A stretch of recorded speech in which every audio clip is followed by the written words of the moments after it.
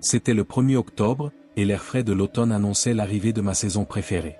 Carter et moi vivions notre premier automne ensemble dans notre nouvelle maison, et je voulais lui faire une surprise. J'ai décidé de décorer l'intérieur avec des ornements sur le thème de l'automne et d'Halloween avant qu'il ne rentre du travail. Je pensais que ce serait une attention mignonne. Je suis allé dans quelques magasins, comme Marshall, et j'ai aussi cherché sur différentes applications et sites, en particulier sur le Facebook Marketplace. J'ai tapé décoration d'automne dans la barre de recherche, et une annonce en particulier a attiré mon attention. C'était une photo d'un grand conteneur en plastique vert, rempli de décorations d'automne. J'ai cliqué pour en savoir plus, et l'annonce disait quelque chose comme tout doit partir, offrant un conteneur plein de décorations thématiques pour seulement $20, une véritable trouvaille. De plus, à la fin de l'annonce, il était mentionné qu'il y avait d'autres objets en vente, car le propriétaire faisait du tri dans sa maison. Curieuse, j'ai décidé de consulter le profil du vendeur et d'explorer les autres offres qu'il avait mises en ligne.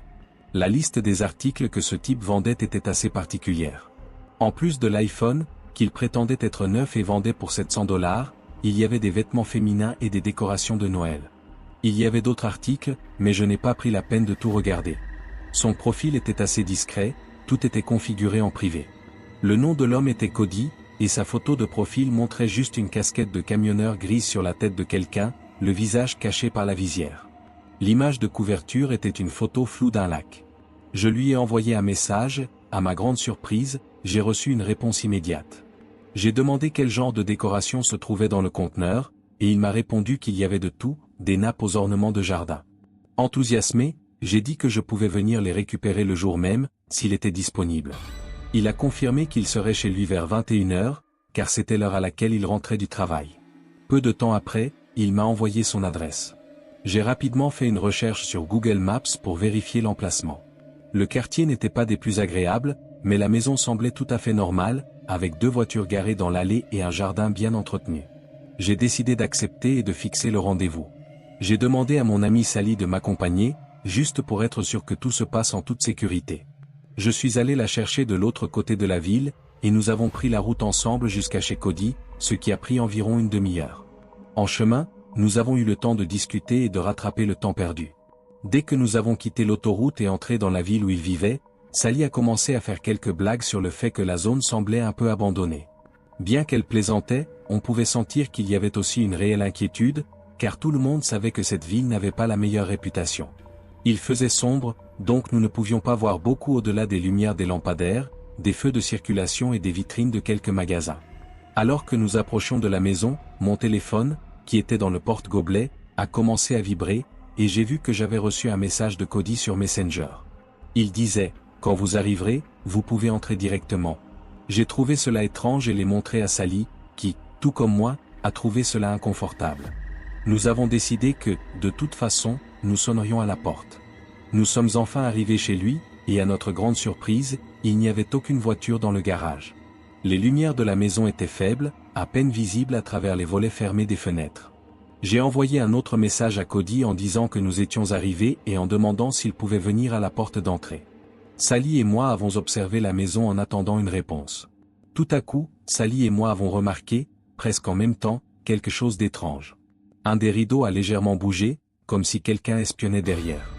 Dès que nous l'avons remarqué, le rideau a été rapidement tiré.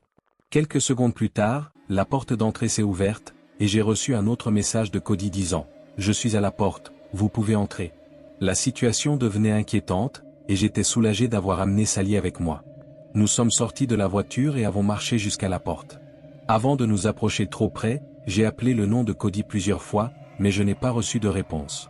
Sally a chuchoté que nous devrions peut-être partir, mais j'ai fait quelques pas de plus et j'ai appelé son nom à nouveau, cette fois à voix haute. Ria. Je me suis tourné vers Sally et ai chuchoté que nous devions partir, alors nous avons commencé à marcher vers la voiture. C'est alors qu'une voix masculine a dit « Je suis ici à l'intérieur ». Nous avons tourné la tête et avons vu un homme à la porte, mais il était seulement partiellement visible, avec la moitié de son corps espionnant derrière la porte. Il a fait signe pour que nous entrions. Sally et moi, méfiantes, avons fait demi-tour et avons commencé à nous approcher à nouveau. Quand je me suis rapproché, il a entièrement ouvert la porte, mais a disparu de notre vue. Nous avons monté les marches et sommes entrés dans la maison, prudemment. Dès que la porte d'entrée s'est ouverte, nous avons été frappés par une forte odeur, comme celle de la naphtaline que l'on trouve parfois dans les maisons de personnes âgées, mais mélangée à quelque chose de bien plus désagréable.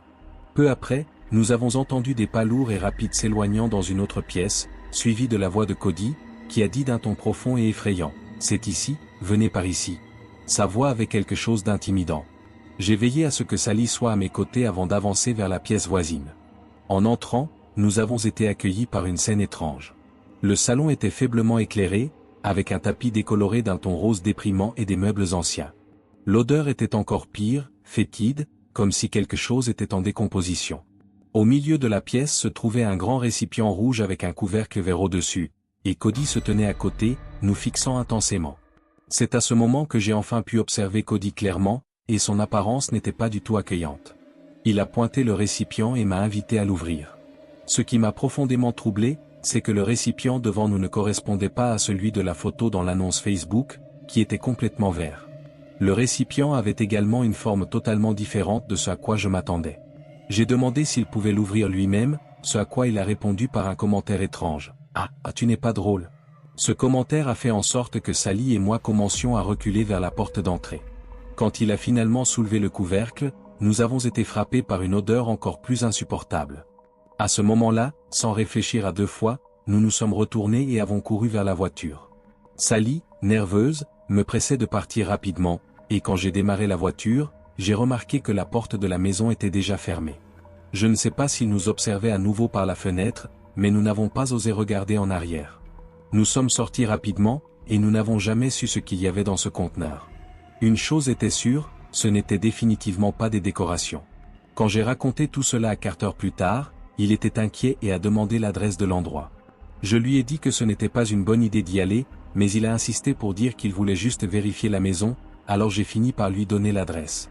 Le lendemain, Carter est rentré chez lui plus tard que d'habitude et m'a raconté qu'il était passé devant la maison. Une vieille dame lui a ouvert la porte, insistant sur le fait qu'elle vivait seule. Il savait que je n'inventais pas cette histoire, car je lui avais montré tous les messages échangés avec Cody sur Facebook, y compris l'adresse. En consultant les registres de la propriété, nous avons vu que la maison appartenait vraiment à une femme de près de 60 ans. C'était une expérience extrêmement troublante et inexplicable.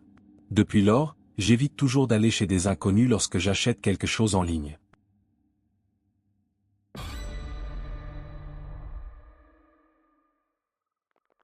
Cela s'est passé en 2019, je m'en souviens bien car c'était l'année où j'ai vécu seul à Asheville, en Caroline du Nord. J'avais déménagé là-bas pour un emploi temporaire et j'ai vu cela comme une occasion d'expérimenter la vie en solo pour la première fois. J'avais 22 ans et je venais tout juste d'obtenir mon diplôme universitaire. J'ai trouvé un appartement dans le centre-ville, ce qui était pratique car je pouvais marcher presque partout où j'avais besoin d'aller. Cependant, j'avais aussi une voiture pour les moments où je voulais sortir ou explorer d'autres zones en dehors de la ville. Ce que j'aimais le plus à Asheville, et en Caroline du Nord en général, c'était la quantité impressionnante de sentiers de randonnée. J'avais déjà exploré plusieurs sentiers à proximité et j'adorais toujours m'aventurer sur de nouveaux chemins. Un des sentiers que je n'avais pas encore exploré était celui de la Dupont State Forest. Un jour, j'ai décidé d'y aller enfin. Le trajet ne prenait pas plus d'une heure depuis Asheville, et c'était un mercredi ordinaire d'octobre. Les feuilles commençaient déjà à changer de couleur, ce qui faisait de ce moment le moment idéal pour une randonnée. J'avais un jour de congé et comme c'était un jour de semaine pour la plupart des gens, je pensais probablement avoir les sentiers pour moi tout seul. J'ai garé ma voiture dans le parking du parc et j'ai rapidement trouvé le début d'un des sentiers. J'ai marché un moment et la tranquillité de l'endroit était impressionnante. J'avais l'impression d'être le seul là-bas ce jour-là. Le temps était nuageux, et au cours des semaines précédentes, il avait beaucoup plu, ce qui était encore plus motivant pour cette randonnée, puisque le sentier menait à de magnifiques chutes d'eau, connues sous le nom de Triple Falls et High Falls. Je savais qu'après plusieurs jours de pluie, les chutes seraient encore plus impressionnantes. La randonnée serait d'environ 4 miles jusqu'à atteindre les Triple Falls. Triple Falls était un endroit incroyable, et voici une petite curiosité, une scène du film Hunger Games a été filmée à cette cascade. J'en ai profité pour prendre quelques photos et enregistrer quelques vidéos en m'asseyant sur un rocher. C'est alors que j'ai remarqué une femme au loin, debout sur le sentier, me regardant. Je lui ai fait un signe de la main, essayant d'être poli, mais elle s'est simplement retournée et a marché lentement dans la forêt jusqu'à disparaître de vue. Je n'y ai pas beaucoup pensé sur le moment, après tout, je venais juste de commencer ma randonnée et j'étais encore plein d'énergie. Après un moment, je me suis levé et j'ai continué à avancer sur le sentier.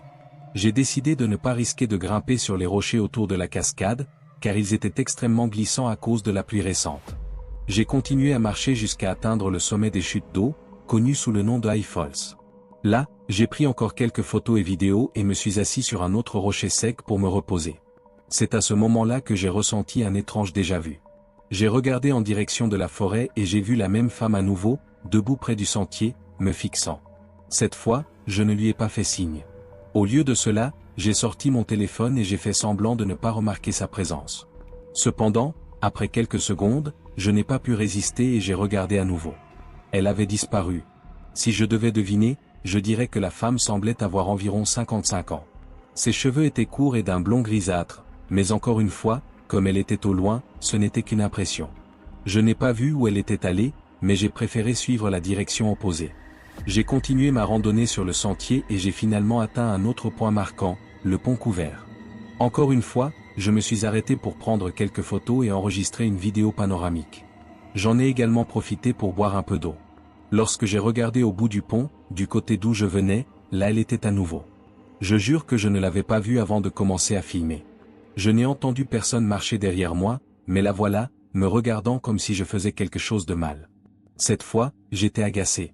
J'ai commencé à marcher dans sa direction et j'ai dit excusez-moi, mais la femme s'est simplement retournée et a commencé à s'éloigner.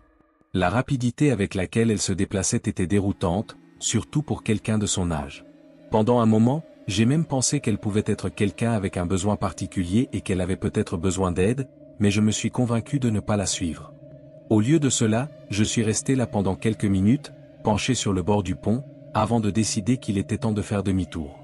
Je marchais déjà depuis environ 45 minutes et je savais que cela prendrait à peu près le même temps pour revenir à ma voiture.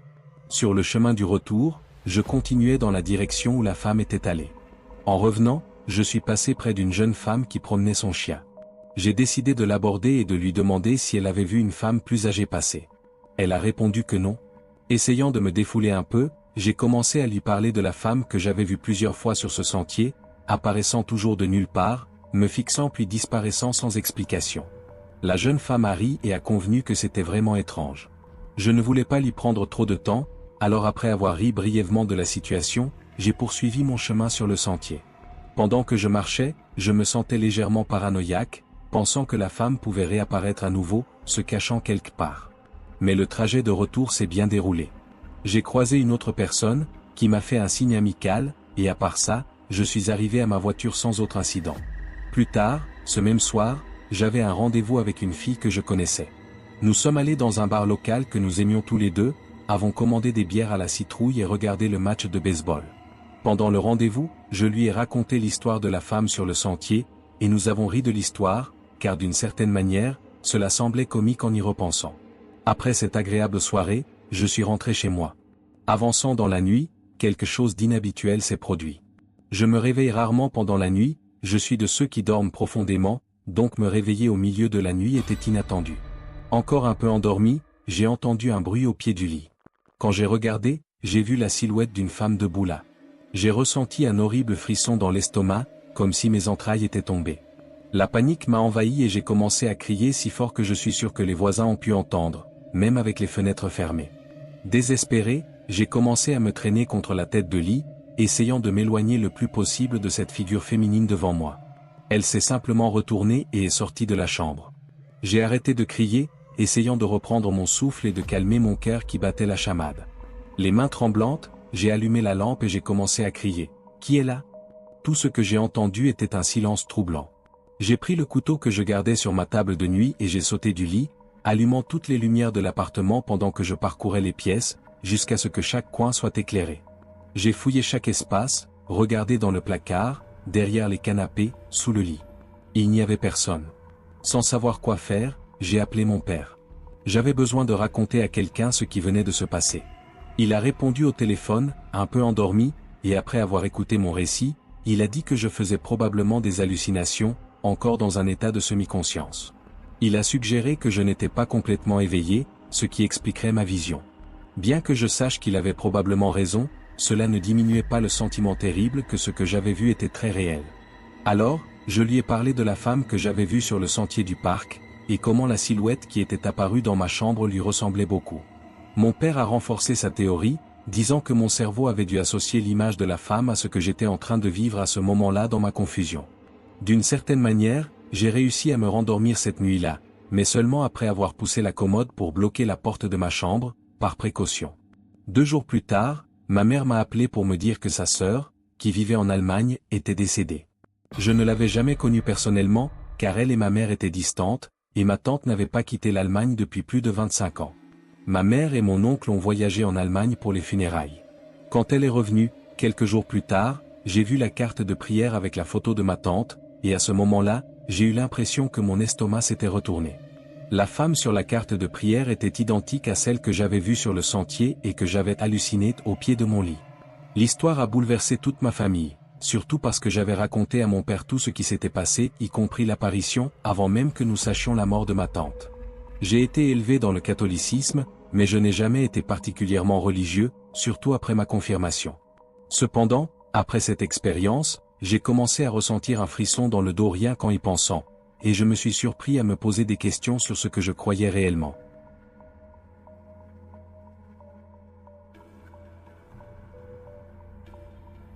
Mon ami Carlos et moi avons toujours eu l'habitude de faire quelques folies ensemble.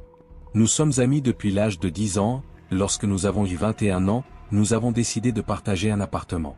Nous avons grandi à Brunswick, en Géorgie, une petite ville côtière qui, bien qu'elle ait ses hauts et ses bas, était un endroit raisonnable pour grandir. Cependant, à mesure que nous entrions dans la vingtaine, tout a commencé à devenir un peu monotone. Mais revenons à notre sujet, il y avait une maison dans la ville qui a toujours attiré notre attention. Elle avait une apparence sinistre et se démarquait des autres constructions, semblant avoir été érigée à une époque bien différente. Elle était abandonnée depuis longtemps, et nous, avec nos amis, adorions créer des histoires sur son passé. C'était la mi-octobre et l'atmosphère était empreinte de l'esprit d'Halloween, tout le monde participant à des activités thématiques. Attirés par l'idée de maison hantée et de labyrinthe de maïs, nous avons décidé qu'il serait amusant d'envahir cette maison et de l'explorer un vendredi soir. Après avoir terminé nos travaux, nous avons pris des battes de baseball pour les emporter avec nous, en nous arrêtant pour acheter de la restauration rapide et quelques bières sur le chemin. Nous avons conduit jusqu'à la maison et garé notre voiture au bout de la route, où les maisons voisines étaient suffisamment éloignées pour que nous ne fassions pas trop de bruit. Chacun de nous a mis quelques bières dans son sac à dos, et, bien que nous ne sachions pas exactement pourquoi nous prévoyions de boire là-bas, nous avons également décidé de cacher les battes de baseball sur les côtés de nos sacs. Nous ne voulions pas donner l'impression que nous étions prêts à avoir des problèmes, surtout en marchant la nuit. Nous avons marché en silence dans la rue, échangeant seulement des chuchotements, et il nous a fallu moins de 5 minutes pour atteindre la maison. L'obscurité dans cette partie de la rue était profonde, car cette maison, avec celle de l'autre côté, n'avait pas de lumières allumées. Il n'y avait pas d'éclairage public, et toute lumière que nous pouvions apercevoir provenait des quelques maisons encore éclairées. Dès que nous nous sommes approchés, nous avons allumé nos lanternes. Le jardin à l'avant était en piteux état, avec des taches de terre et de l'herbe recouverte d'une végétation dense, pleine de mauvaises herbes. Nous avons décidé d'explorer le jardin à la recherche d'une entrée, car passer par l'avant semblait une idée plutôt imprudente. À notre grande surprise, la porte de derrière était déverrouillée, il n'y avait pas de planche ou de barricade, et les fenêtres n'étaient pas brisées. Nous savions que l'endroit était abandonné, malgré tous les signes contraires. Naviguer à l'intérieur de la maison aurait été impossible sans nos lanternes, et nous avons réalisé qu'elle était même plus grande que certaines maisons voisines. Cependant, l'intérieur de la maison semblait assez étroit, avec de nombreuses petites chambres qui donnaient une impression de claustrophobie. Carlos s'est éloigné vers une autre pièce, me laissant seul un moment, puis j'ai entendu sa voix venant d'une autre partie de la maison. Il a commenté qu'il y avait encore des meubles éparpillés, et j'ai répondu qu'il semblait que l'endroit avait été abandonné à la hâte. Tout avait un air ancien, comme les meubles de la maison de ma grand-mère, qui n'avaient pas été utilisés depuis des années. En explorant le premier étage, je me suis retrouvé dans un petit couloir avec plusieurs portes menant aux chambres. J'ai entré dans une des chambres, qui était étonnamment petite, avec un lit occupant presque tout l'espace. J'ai fouillé les tiroirs de la commode, mais ils semblaient avoir été retournés auparavant, tout comme l'armoire. Tout ce qui avait été laissé derrière, en dehors des meubles anciens, semblait n'être que des déchets. J'ai entendu Carlos dire qu'il montait les escaliers, et j'ai répondu que ça allait. Nous parlions à un volume suffisamment élevé pour que chacun de nous puisse entendre l'autre. Après avoir jeté un œil à une autre chambre au premier étage, qui était tout aussi exiguë, je suis retourné dans le couloir, où j'ai trouvé 2 autres portes. Une des portes menait à une salle de bain, tandis que la dernière me révélait un long escalier descendant vers le sous-sol. J'ai ressenti une envie de descendre, alors j'ai commencé à descendre les marches, qui craquaient et se brisaient sous mon poids. Lorsque j'ai atteint la moitié de l'escalier, j'ai remarqué une faible lumière émanant du fond. J'ai éteint ma lanterne et, étonnamment, la lueur restait visible. J'aurais dû faire demi-tour et sortir à ce moment-là, comme n'importe qui de sensé l'aurait fait, mais, comme toujours, ma curiosité a pris le dessus, et j'ai décidé de continuer, même en sachant que je serais probablement l'une des premières victimes dans un film d'horreur. Je suis descendu les escaliers sans lumière, et en arrivant en bas, j'ai remarqué que le mur séparant les escaliers du reste du sous-sol cachait ce qui éclairait la pièce, 2 grandes bougies sur une table. Cependant, ce ne sont pas les bougies qui ont attiré mon attention en premier.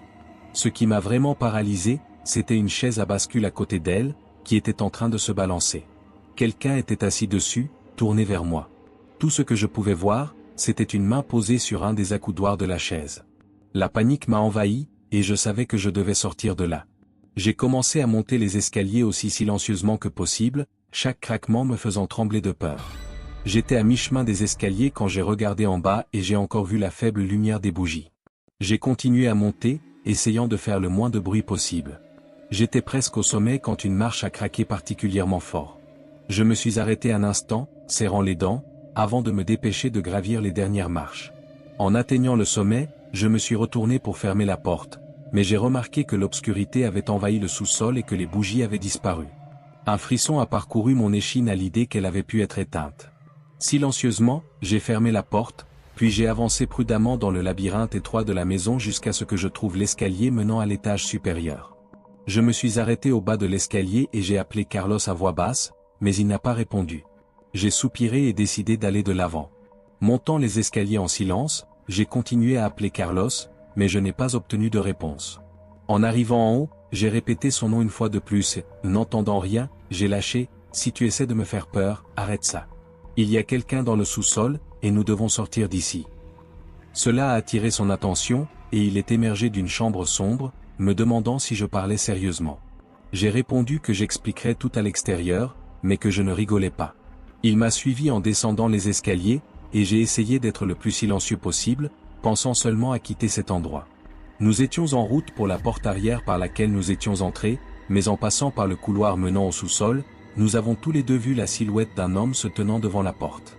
C'était la fin des plaisanteries. « Allez, il est temps de partir », ai-je dit, et nous avons commencé à courir vers ma voiture. Nous y sommes arrivés en environ 30 secondes, et j'étais déjà à bout de souffle. Dès que je suis monté dans la voiture, je l'ai sorti de cette rue et j'ai commencé à conduire vers chez moi.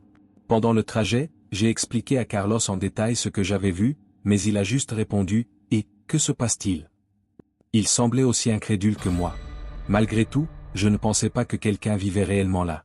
L'idée que quelqu'un pouvait être tapi dans le sous-sol était terrifiante. Qui sait qui c'était ?